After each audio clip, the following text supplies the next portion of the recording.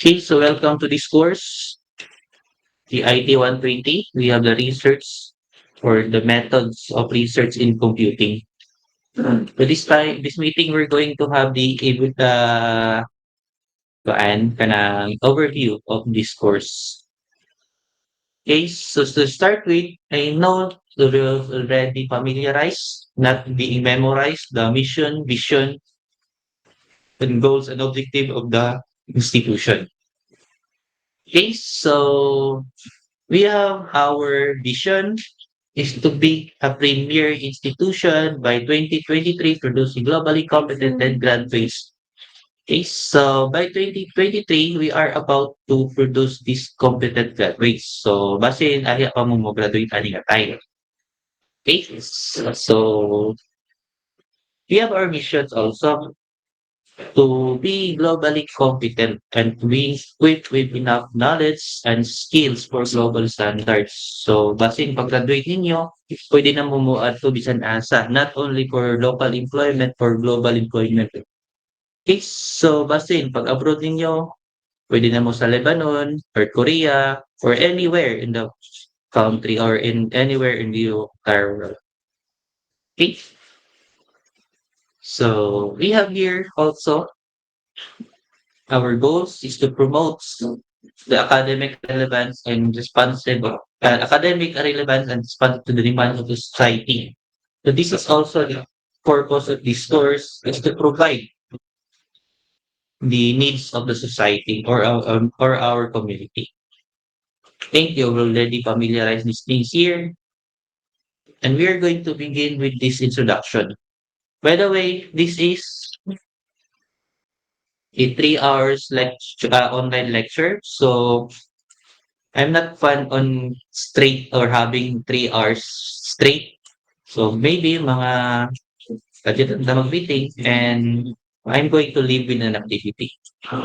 Okay, so but make sure next time if we're going to have our online class, make yourself presentable. This is presentation. This is not presentation na sa'yo lang siya. Make yourself presentable. And next time, pag start na to, camera always turn on. Okay? So, karon, ayaw lang sa ni turn on. But next time, from the start up to the end, I will requesting you to turn on your camera because I will run kanang program or extension sa Chrome na mo check sa attendance kung naabagid mo sa inyong camera.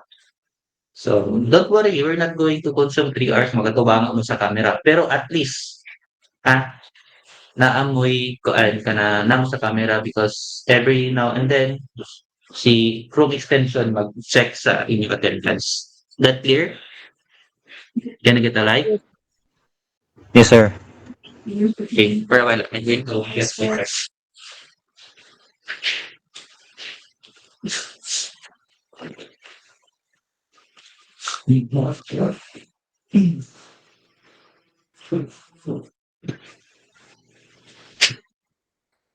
Okay, so also, I'm going to give you a Google form for their attendance sa inyong kuan. By the way, um, for validation lang ang Google form, but the katong Chrome extension na mag-check sa inyong camera, naas to siya. Based from the Google Form submitted, iya tong i-verify. So, during the time, can they form or attach the proof of proof nga na-adjud mo sa attendance. Klaro? Yes, Can Yes, you sir. sir. get the like if you understand? Okay. Now we have here also our class requirements. So this is the generic or the common course requirement nato with the grading system. So we are going to have our quiz, but our quiz is in terms of oral recitation or presentation.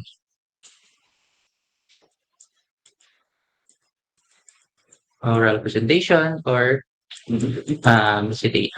recitation. And then 20% is for your attendance.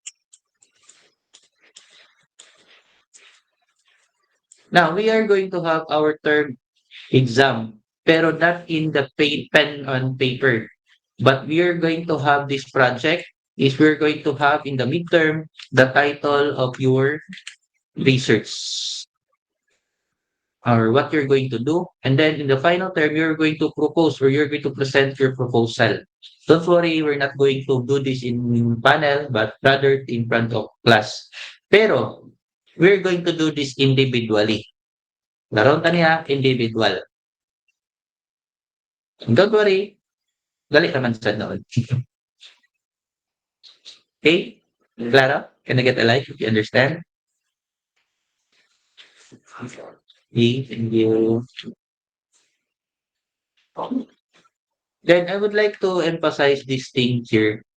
So, sa una, during in your preschool up to senior high school, daan na mo sa gitawag nga basic education. Karon, currently naa mo sa higher education.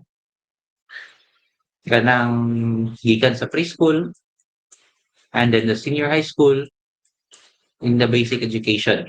Then the area of study kana inyong gipang take ninyo kanang English, Filipino, math, algebra, science, research, calculus, and whatsoever. Ang area of study katawag ni siya nga subject. Kung mo nang gingon nila, unsay mo subject English, unsay mo subject Filipino.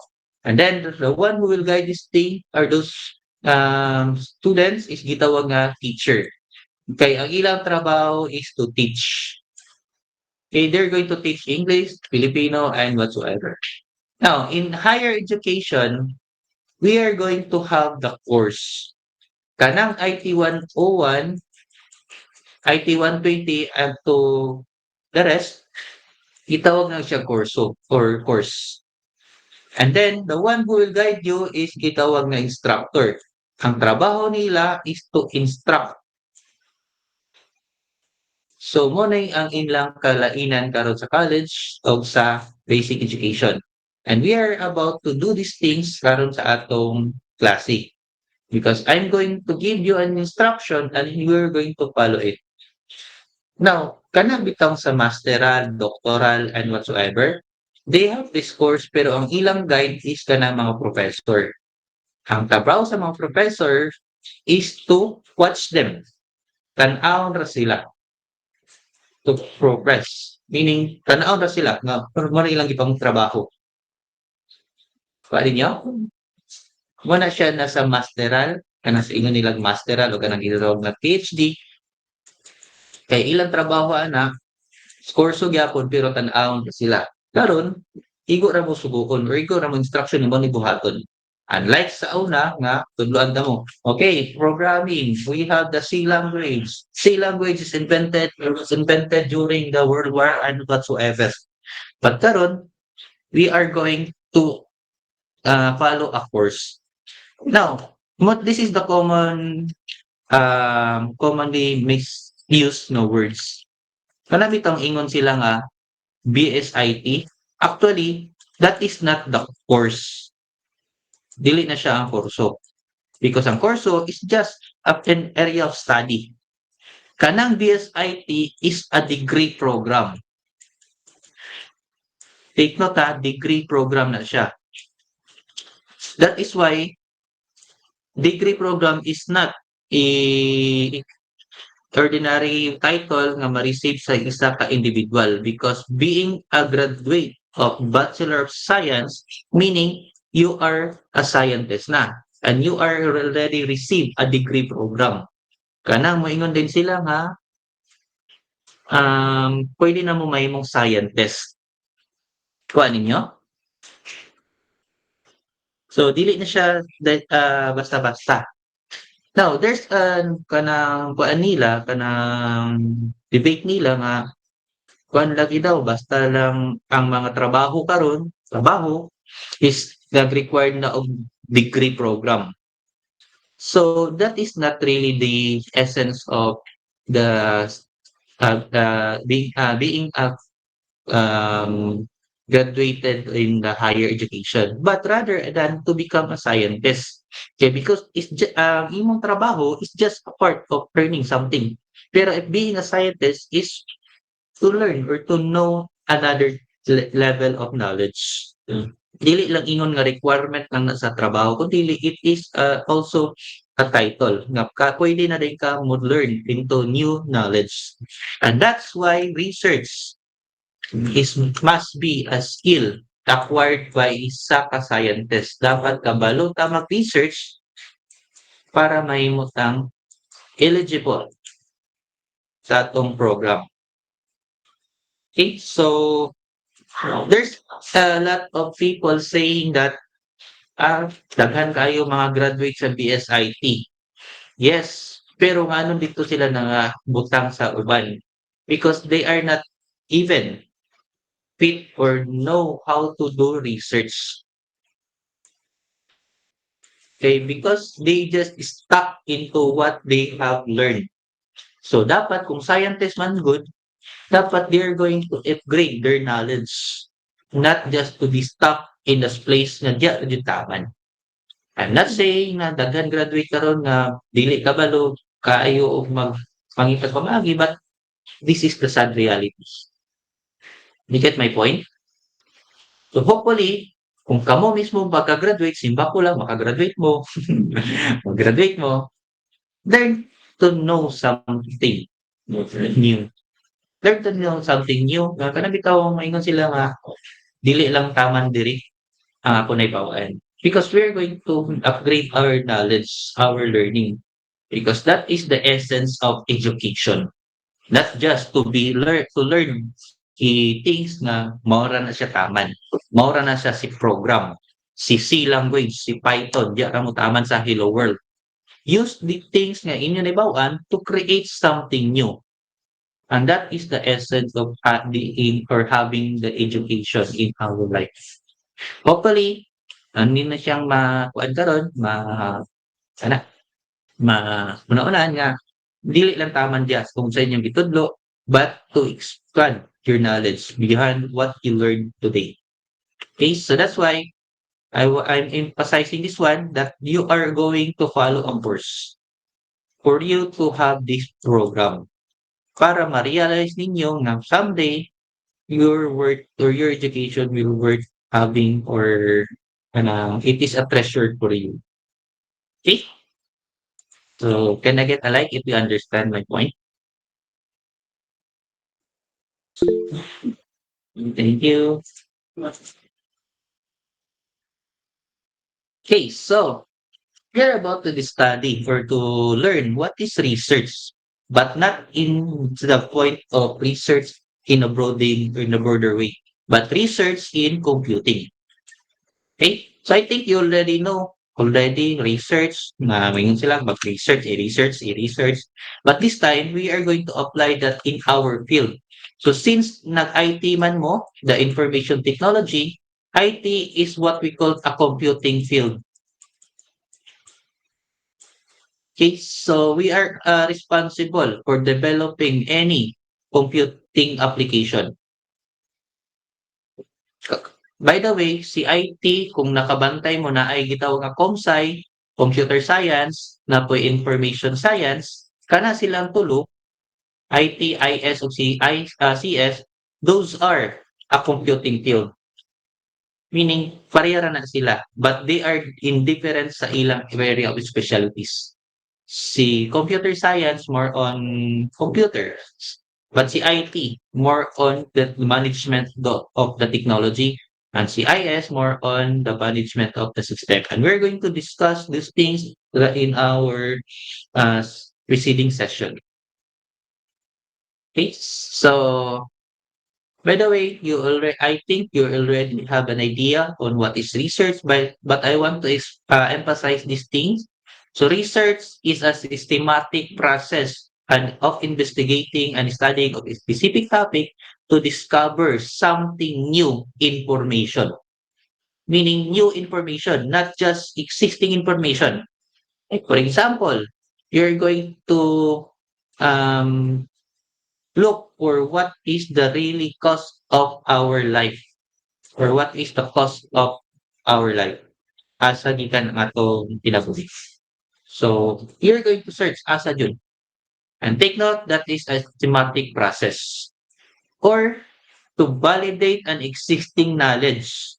Since you're going to validate an existing knowledge, kung true, kung tinuod man na siya or dili, so you're going to have also new information.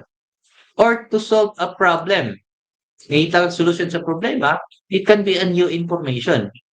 Pero if you're not doing or discovering new information, there's no research for that. Example,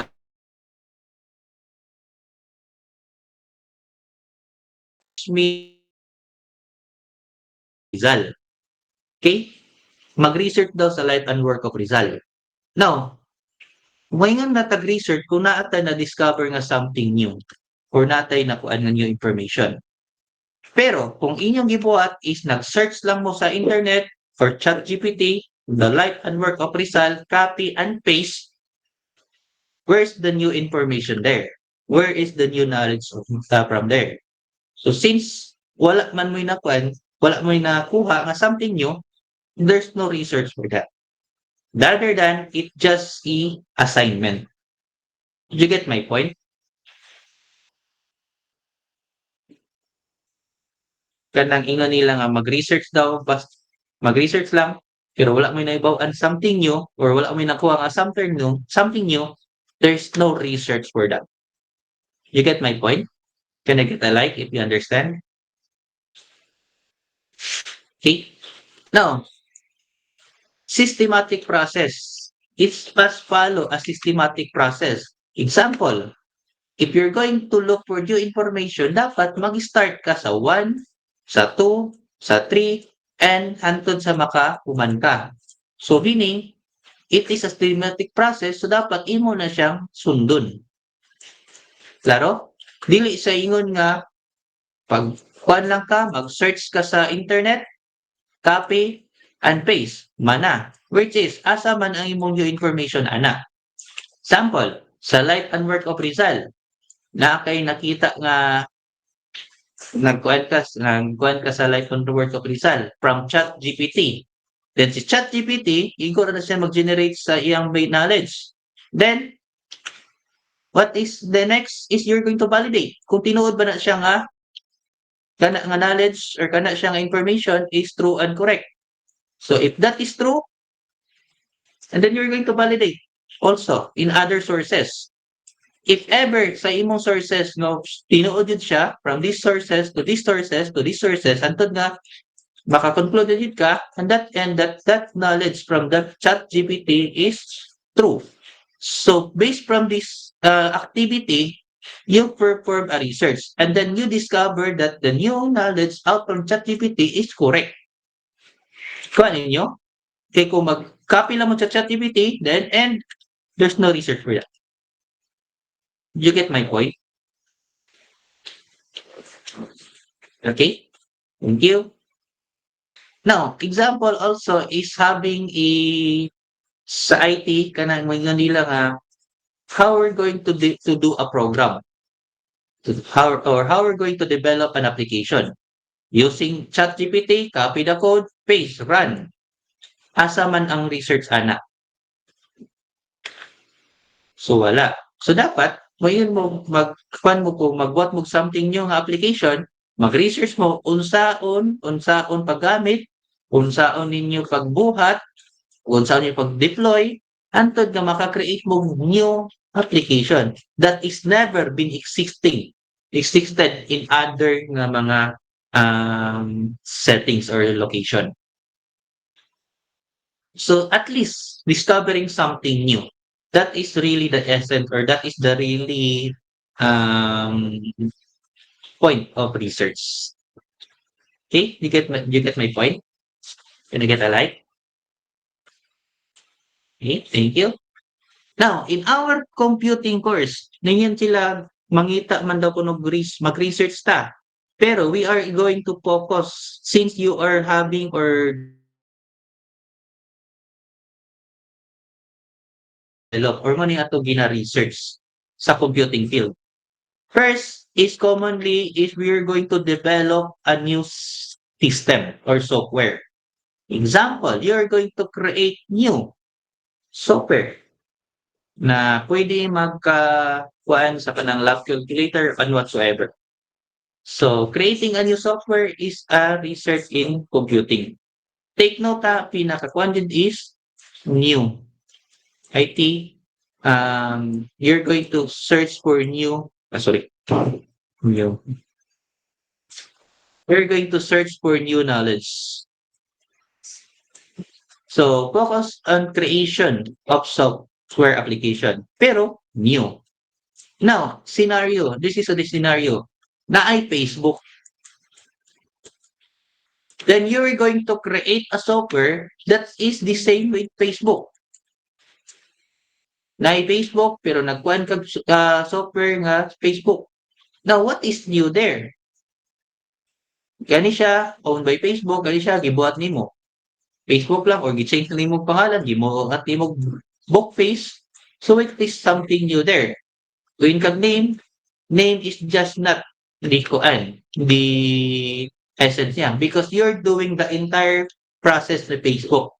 So including na ang iyang kanang pag-add sa friends, pag-post sa sa video, comments and whatsoever. Kung imo na sa giawat nga wala kay gibuhat na something new, you're not considering doing the research. Ano ninyo? Can I get a like if you understand? Okay. So if you're going to do a research in computing, so here's an example. If you notice, natay SIS diri sa eskwelahan, right? If you're doing if you're using an SIS, the SIS currently can be accessed through web. Web lang jud ang atong kuan karon sa SIS, sa TCC. Now, if you're going to search something new, you're going to create an SIS out from another platform. Let's say, for example, mobile phone. So, instead of using an SIS in the web, so nagkuhan ka sa mobile, so mobile is something new na dayon. You get my point? Okay, so inana siya ang kuan sa research. Not just making, example ay nanay SIS na web, so kung magbuhat ako kag web, sa website ninyo nga SIS, there's no research for that. Now, we have also the multimedia. If you're going to integrate the text, images, and videos to create another content. So that is now a new research.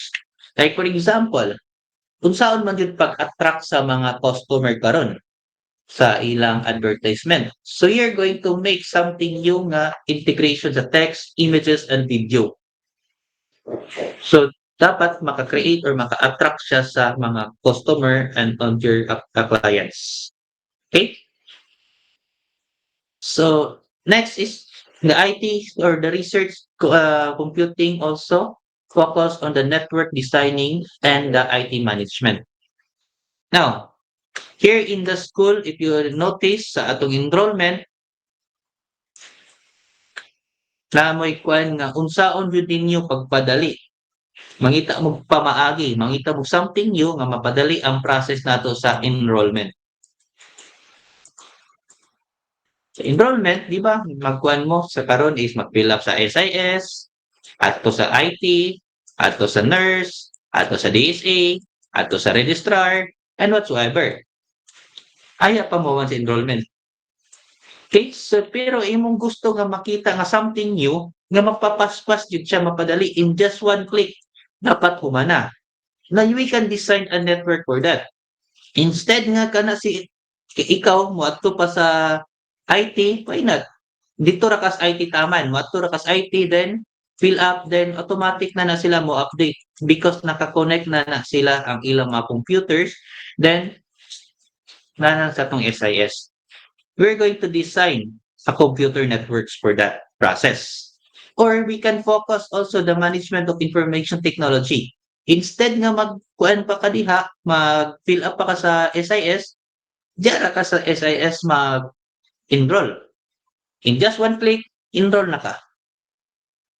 So, inana ang pangitaon nga pamaagi sa research.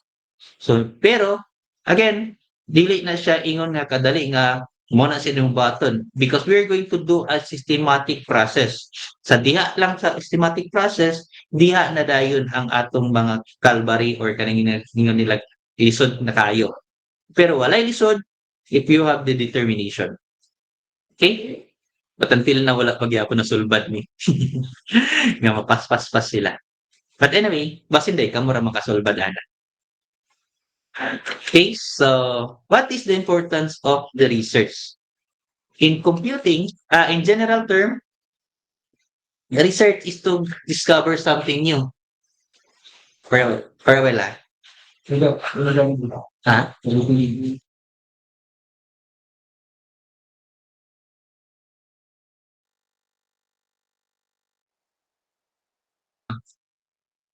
Okay, so sorry guys. We have the IT or the importance of research in IT as a student is to know how to think critically. This is the most important skills that a student or a graduate of any related field should have. Kana bitaw mayo dita maguna-una critically. Dili kay kung unsa ray imo naibaw-an, diara pod ang imong application. Like for example, you are being taught here in the school using Python. Pero jaman ra ka sa hello world. Tama na ka sa for loop, enter a number, and so on. And you're not going to do something out from that knowledge nimo. So if you're going to apply those knowledge, yung mangingita jud ka pamaagi nga magamit si Python. Like for example, you're going to visualize something. You're going to create an application more than sa existing application karon. And that requires critical thinking. Dili kay pasangin lang din ang eskwelahan nga wala gitudloan. Okay? So this is really the problem of our society. Moingon sila daghan kayo available IT jobs. Yes, tinuod. Highest paid ang IT jobs karon. Kanang bitaw mga developers, mga programmers, mga analysts, but they require skills nga kanang paayod jud magauna-una. Because nowadays, many school produce IT graduates, pero dili kayo makakuan sa critical thinking because they stuck to the knowledge that they have during sa ilang pagka-students pa lang. Pero kung sa atwa, if you're going to practice it, the critical thinking, to tell you, and based from our data, that those students, kabalo mag-una-una, mo jud ang priority gina-hire. Dili sila ginahanglan mag-apply, kung dili sila na mismo ang offeran. So, kana jud ang pangitaon, ang critical thinking and to solve a problem. Not just to learn or not just the possess the knowledge that they have currently. Kabalo lagi mag-Python pero hello world na taman. Explore or the student should explore much. Okay? So in research also, we can practice also to innovate. This is the most important thing. Dapat kay balo jud ta mo innovate, mag-una-una og something new. Again, dili lang sa ingon nga kanang magbuhat ng tagpa hello world, but to use hello world, hello Philippines, hello universe. Okay? And research also give the students the opportunity to hands-on experience because we are going to deploy your project or your research in the real life scenario. Dili lang kay magic lang. Dili lang kay magbuhat ng taog helicopter nga moadto to sa Mars. So dili real life application. And to contribute something new to the IT field. Basin di ay kamo rin makasolban sa kapobrehon sa Pilipinas na may application nga mabuhat like kanang grab a car, grab whatsoever. So you're going to contribute to the community. Then it will also prepare you for advanced studies. As I told you, degree program, masteral program, and doctoral program padulong na nasa pagka kanang itawag nilang IT God or knowledgeable of all things. And also, to enhance communication skills because we're going to work with people around on our community. kung magbuhat og research, siyempre mangutana jud ta or makipag-communicate jud ta sa uban pang mga tao. And also to identify or to solve problem and to provide solution. These are the most important factors nga dapat ma-acquire sa isa ka student during sa iyang pag-eskwela sa research. Dili lang kay makapasa lang mo title, makapasa lang mo proposal, kundili mahibaw-an ni ninyo. Bahala dili mo makapasa proposal or bahala pangit inyong proposal or bahala dili kayo kuan basta kay inyo ni siyang ma-enhance, and that is the very important nga as nga treasure nga mahatag sa isa ka klase sa research. Do you get my point? Okay, so don't be afraid nga ipa-research mo. Yes, that is very kuan kanang scary or hadlok kayo nga ipa-research man. Yes, because this is part of your curriculum and this is not the way to torture a student.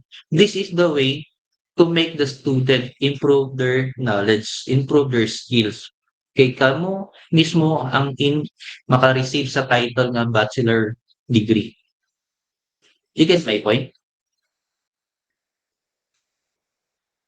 Okay? So that's why I'm doing this sa inyong final nga mag-individual mo para kamo din mismo ang maka-experience. And then, torture na po ni sa inyo ha. Okay?